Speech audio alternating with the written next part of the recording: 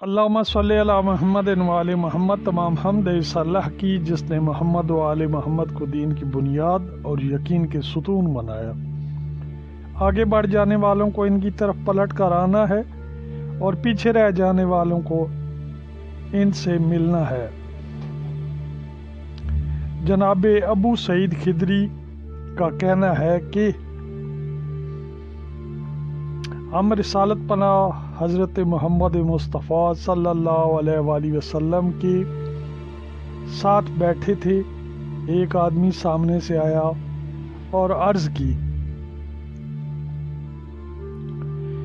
या रसूल अल्लाह सल्लल्लाहु अलैहि वसल्लम, अल्लाह के इस फरमान, इब्लीस जिसको मैंने अपने हाथों से बनाया उसे सजदा करने से तुझे किस चीज़ ने रोका?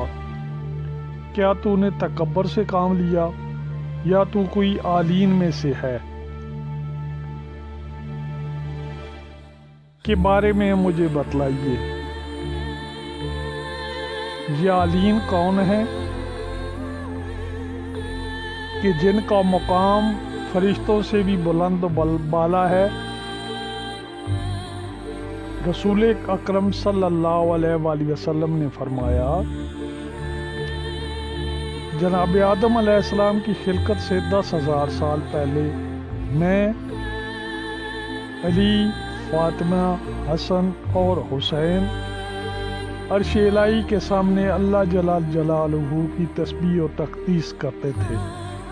फरिश्ते हमारी तस्बीह पर तस्बीह पढ़ते थे। फिर जब अल्लाह ने हज़रत आदम अलैहिस्सलाम को खल्क़ किया तो फरिश्तों को इसके सामने सिजदा करने का हुक्म दिया, लेकिन हमें सिजदे का हुक्म न दिया। तमाम फरिश्तों ने हज़रत आदम अलैहिस्सलाम को सजदा किया सिवाय इब्लीस के, इसने सजदा नहीं किया। इस वक्त खुदा ने कहा, तूने तकब्बर किया, क्या तू आलीन में से है? आलीन से मुराद पंजतन पाक हैं जिनके नाम अर्श आज़म पे लिखे हुए हैं। लिहाजा हम अल्लाह का वो दरवाज़ा है जिससे वारिद होकर लोग अल्लाह के करीब हो सकते हैं।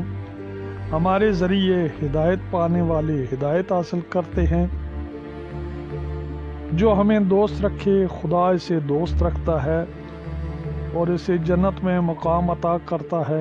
जो हमारे साथ दुश्मनी रखे खुदा इसके साथ दुश्मनी रखता है और इसे जहन्नम की आग में धकेल देता है। जान लो, हलाल ज़ादा के अलावा कोई हमें दोस्त नहीं रखेगा। अल्लाहुम्मा सल्ली अला मुहम्मदिन व आले मोहम्मद व अज्जिल फरज आले मोहम्मद। अल्लाहुम्मा सल्ली।